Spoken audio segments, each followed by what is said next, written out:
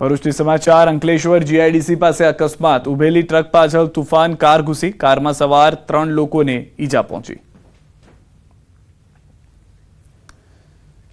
સુરતથી સમાચાર 1 કરોડની ઠગાઈનો આરોપી સકંજામાં યોગેશ ઉર્ફે કાંતિલાલ વસોયાની ધરપકડ। છેલ્લા 3 વર્ષથી આરોપી હતો ફરાર। કાપોદ્રા ઉધના સલાબતપુરામાં નોંધાયા છે ગુના। પોલીસે ધરપકડ કરી વધુ કાર્યવાહી હાથ ધરી। सूरत पुलिसे एक आंतरराज्यीय कुख्यात ठग ने गिरफ्त में लीधो छे। पकड़ायेला महाठग पर 1 2 नहीं पण 56 जेटला गुना नोंधायेला छे। आश्चर्यनी वात ए छे के गिरफ्त में आव्या बाद आ महाठगे 27 गुना तो कबूली लीधा छे। आ ठगनी मोडस ऑपरेंडी जाणीने पोलीस पण चौंकी उठी छे। अब्बास शिफुद्दीन उकाणी उर्फे राज सदी उर्फे दत्तात्रेय सोनू सदी नामनो आ आरोपी बिजनेसमेन अने बैंक तरीके ओळख आपीने लोको साथे ठगाई करतो हतो। पोलीसना मते ज्यारे कोई बेंकमां पैसा भरवा के उपाडवा आवे तो नजर राखीने बेसतो अने वातचीत करीने मालिक के वेपारीनुं नाम जाणीने पैसा आपवानी वात करी ठगाई करतो। ज्यारे पैसा आपवा लिफ्टमां जाय तो लिफ्टमांथी भागी जतो हतो। अलग अलग राज्योमां तेने आवी ठगाई करी छे। એટલું જ નહીં, તેને સુરત સહિત અલગ અલગ રાજ્યોમાં અલગ અલગ નામ ધારણ કરી છેતરપિંડી આચરતો હતો। મૂળ હરિદ્વાર શહેરનો રહેવાસી આ ગુનેગાર સામે હત્યાના પ્રયાસનો ગુનો પણ નોંધાયેલો છે। આ એક ખૂબ નોટરિયસ ક્રિમિનલ છે જેનું 25-27 વર્ષથી ગુનાહિત બેકગ્રાઉન્ડ છે। અંદાજિત 44 થી 45 ગુનાઓમાં અગાઉ પકડાઈ જઈ ચૂક્યો છે। આની એમઓ એવી છે કે કોઈ પણ બેંક પાસે ઊભો રહેશે અને બેંકમાંથી કોઈ માને કે કોઈ માણસ 2 લાખ વિડ્રો કરે છે તો એને એવી રીતે સમજાવે છે કે એના સેટનું નામ વાતોમાં જાણી લેશે। પછી કહેશે મને એમના તમારા સેટને 5 આપવાના છે તો મારી પાસે 5નું બંડલ છે, તમે આ 2 મને આપી દો, ચલો મારી સાથે લિફ્ટમાં। પછી બંને લિફ્ટમાં જશે અને લિફ્ટની સ્વિચ દબાવીને પોતે નીકળી જશે। અમદાવાદમાં આવાસના મકાનોના બોગસ પોસેશન લેટર આપી ગરીબ લોકો સાથે છેતરપિંડી કરનાર વધુ 2 આરોપીઓની સોલા પોલીસે ધરપકડ કરી છે। આરોપીઓની મદદ કરનાર અન્ય કોઈ નહીં, બિલ્ડરનો કર્મચારી હોવાનું સામે આવ્યું છે।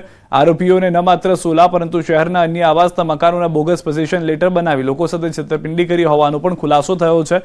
હાલમાં કોર્પોરેશનના ટાઉન ડેવલપમેન્ટ ઇન્સ્પેક્ટરે તપાસ કરતા કુલ 21 મકાનો ખોટી રીતે ફાળવવામાં આવ્યા હોવાનું જાણવા મળ્યું છે।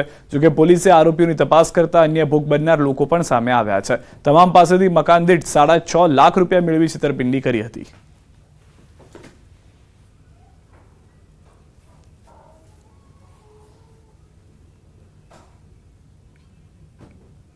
આરોપી જે ફેજ મોહમ્મદ સૈયદ છે તેમણે આ બિલ્ડરનો જે માણસ હતો તેને સંપર્ક કરી તેની પાસેથી આવી માહિતી મેળવી લીધી ક્યાં ક્યાં મકાનોની હાલ ફાળવવાની બાકી છે। તે ખાલી મકાનોની માહિતી મેળવી, એમના નંબર મેળવી, એમના નામના એ નંબરોના બોગસ પોસેશનો અને બોગસ રસીદો બનાવી અને આવા ભોગ બનનાર લોકોને એમની ફાળવણી કરેલી હતી।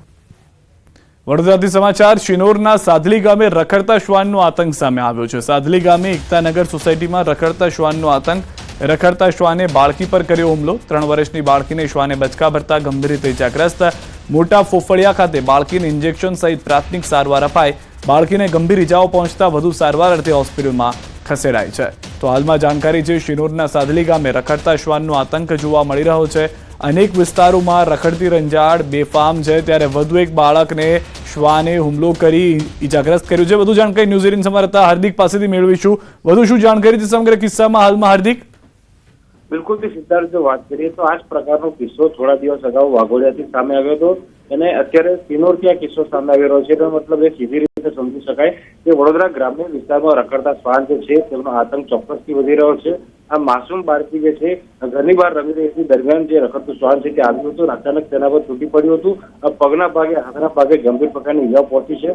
મોટા પોપડિયા ખાતે તેને પ્રાથમિક સારવાર આપવામાં આવી છે, પરંતુ તેની તબિયત જે છે તે વધારે ગંભીર હોવાના કારણે તેને વધુ સારવાર અર્થે આજે વડોદરા શહેરની સયાજી હોસ્પિટલ છે ત્યાં દાખલ કરવામાં આવી છે। એટલે ચોક્કસથી અત્યારે વેકેશનનો માહોલ છે, બાળકો પોતાના ઘરની બહાર રમતા હોય છે, ત્યારે માતા પિતા માટે આ જે સમાચાર છે તે લાલબત્તી સમાન સમાચાર કહી શકાય। આભાર સમગ્ર માહિતી બદલ। તો હાલમાં રખડતા શ્વાનને કારણે બાળકને ઈજા પહોંચી છે। વારંવાર આ ઘટનાઓ ઘટી રહી છે। પ્રશાસન પગલાં લે તેવી આશા હજી પણ શહેરીજનોમાં છે। આ તરફ વડોદરામાં યુવકો વચ્ચે મારામારીનો વિડીયો વાયરલ થયો છે। પાનના ગલ્લા પર થયેલી મારામારીમાં ટેબલો ઉછળ્યા। પડીકી લેવા બાબતે યુવકો વચ્ચે થઈ હતી બબાલ। સોમા તળાવ વિસ્તારનો વિડીયો હોવાની ચર્ચા। વાયરલ વિડીયોના આધારે પોલીસે શરૂ કરી છે તપાસ।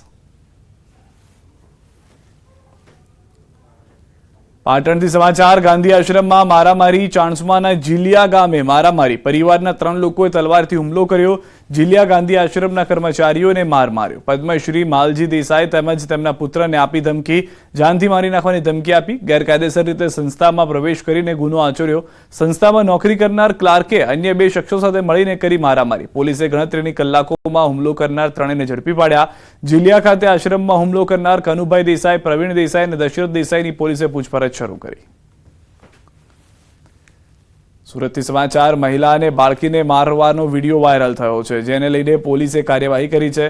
પૂણા પોલીસે 2 લોકોની ધરપકડ કરી છે. સુરત એપીએમસીની આ ઘટના છે. મહિલાઓ અવારનવાર શાકભાજીની ચોરી કરી હોવાની ફરિયાદ ઉઠી હતી. મહેસાણાથી સમાચાર. રીલ્સ બનાવવા જતા યુવકનું મોત થયું છે. તળાવ કિનારે રીલ્સ બનાવવા જતા યુવકનું મોત થયું. તળાવમાં પગ લપસી જતા યુવક ડૂબી ગયો. મહેસાણાના ખેરાલુના ડભોડા ગામની ઘટના છે. ગામના તળાવ કિનારે મોબાઈલમાં રીલ્સ બનાવતો હતો.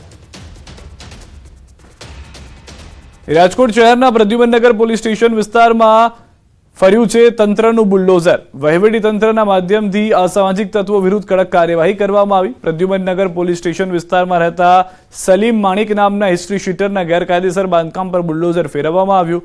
સલીમ માણિક વિરુદ્ધ રાજકોટ શહેરના અલગ અલગ પોલીસ સ્ટેશનમાં કુલ 10 જેટલા ગુના નોંધાઈ ચૂક્યા છે, જેમાં ગેરકાયદેસર હથિયાર, પ્રોહિબિશન, મારામારી સહિતના ગુના સામેલ છે.